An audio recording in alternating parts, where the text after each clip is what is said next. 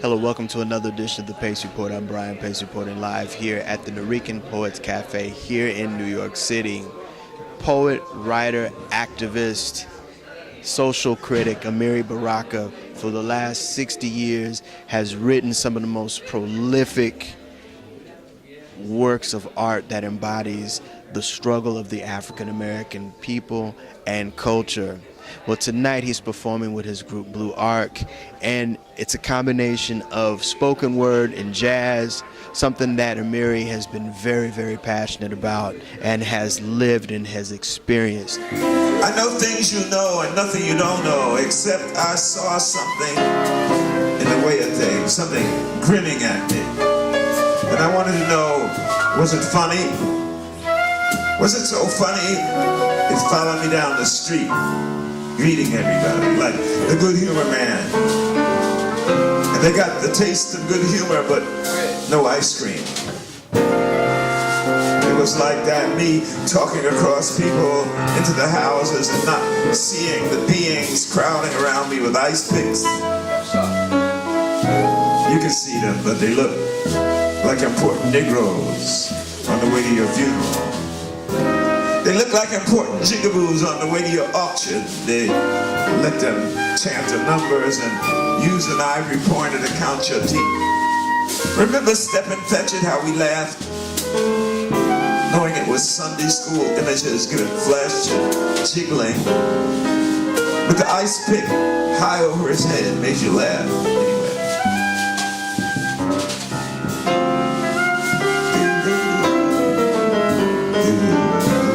I can see something in the way of ourselves. That's why I say the things I do. You know it. But it's something else to you.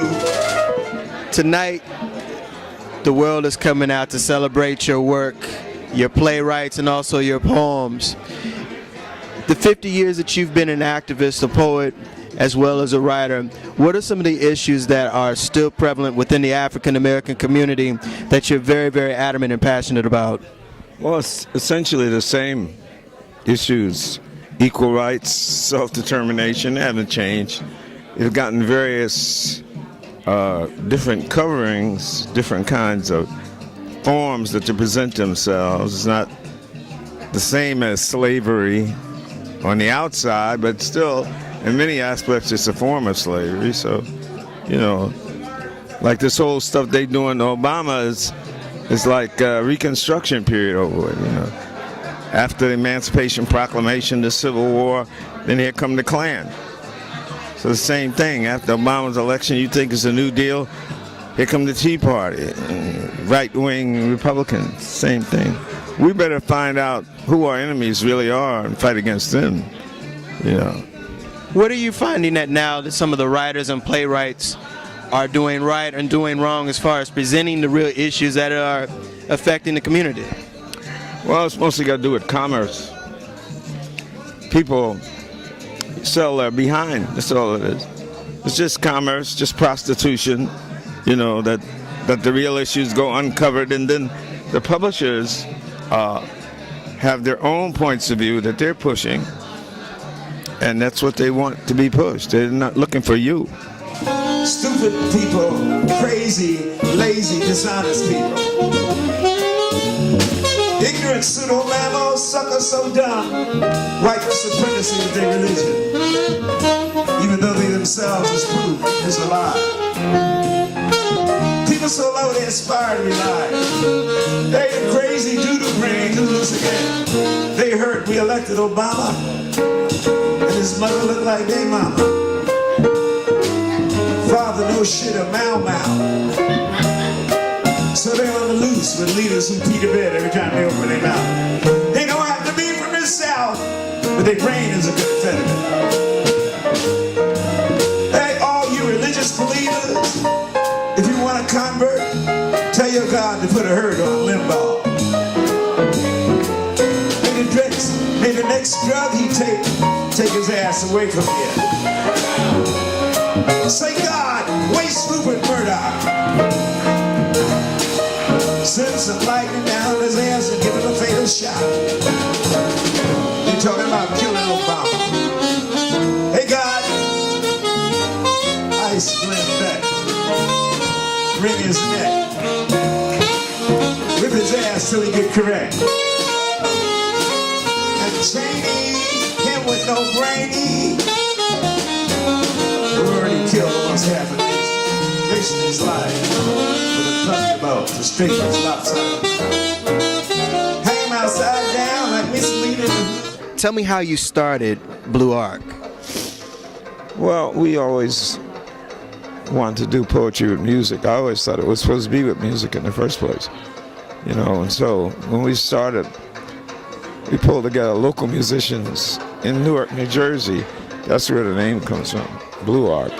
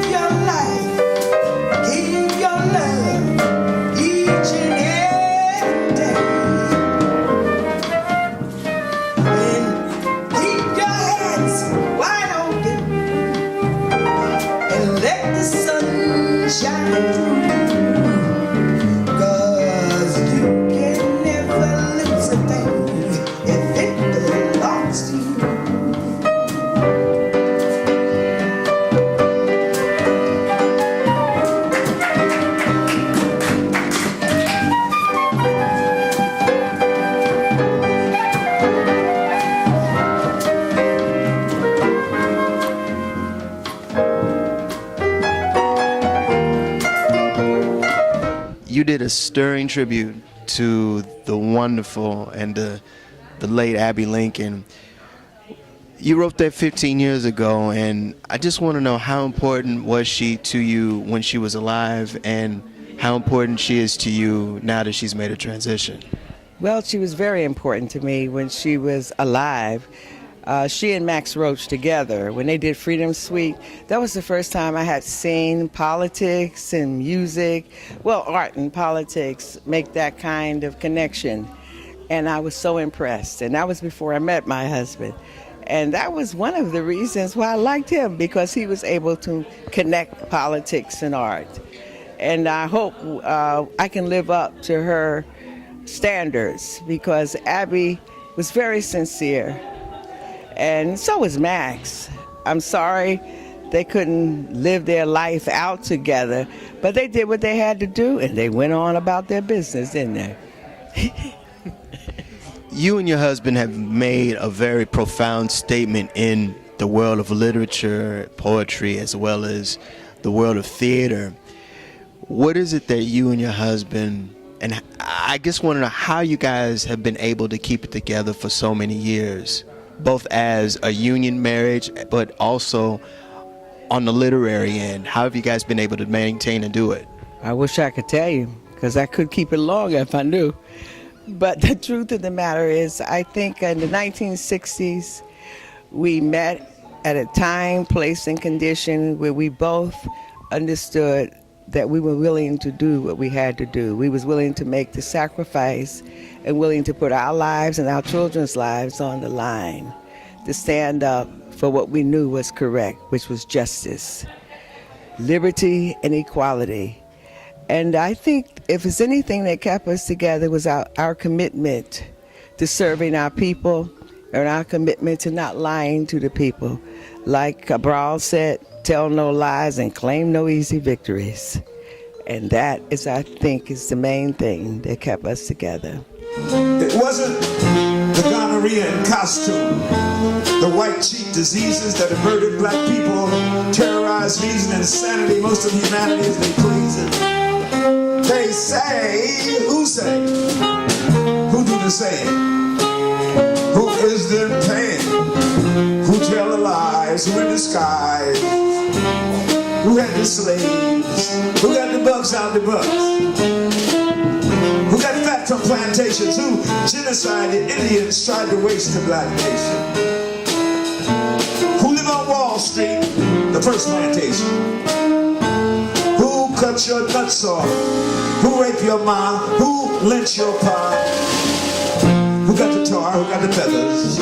Who had the match? Who set the fires? Who killed and hired? Who'd say they God and still be the devil? biggest only? Who the most goodest? Who do Jesus resemble? Who created everything? Who the smartest? Who the greatest? Who the richest? Who say you ugly and ain't a good looking ass? Who defined art? Who defined science? Who made the bombs? Who made the guns? Who bought the slaves? Who sold them?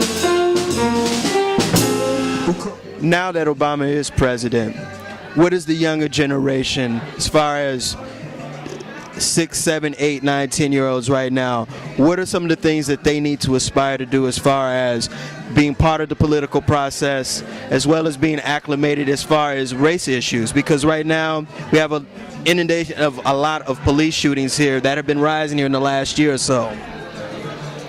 Well, whenever we are, to whatever extent, passive, then the whole police killings accelerate, you know.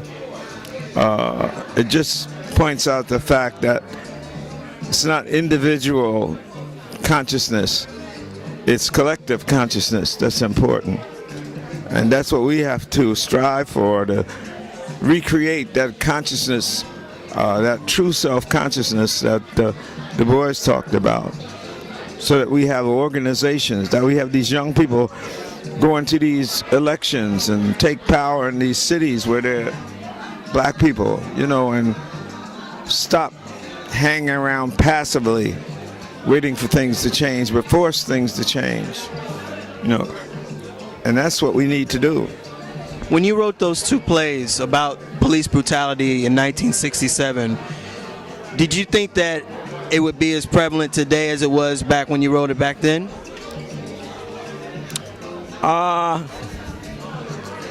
Well, I didn't think it would disappear, I'll say that.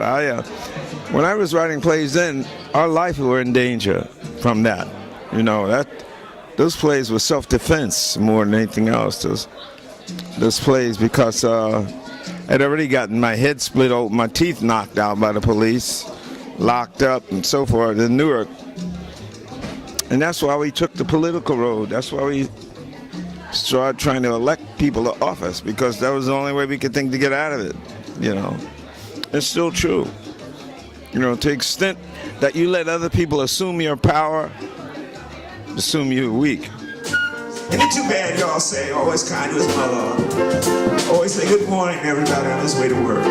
But that last time, before he got locked up and hurt real bad, I seen him walking toward his house. And he went smiling and he didn't even say hello. But I knew he'd seen something in the way of things, and it worked on him, like it do and will. And he kept marching past and past the way.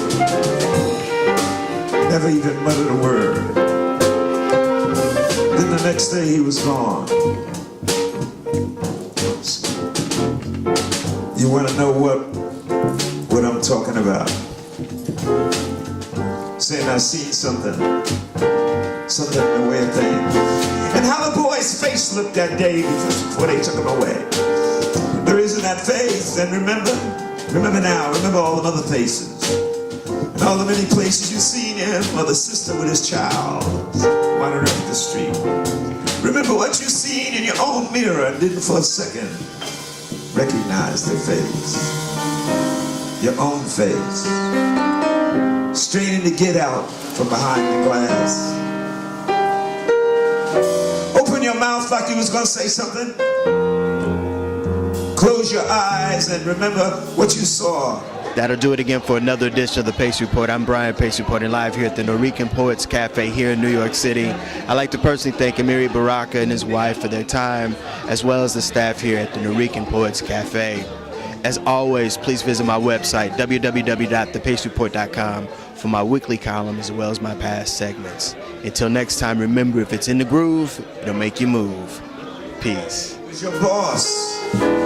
I tried to put a spell on him, but his spirit is illiterate. I know things you know and nothing you don't know, except I saw something in the way of things, something grinning at me. And I wanted to know, was it funny?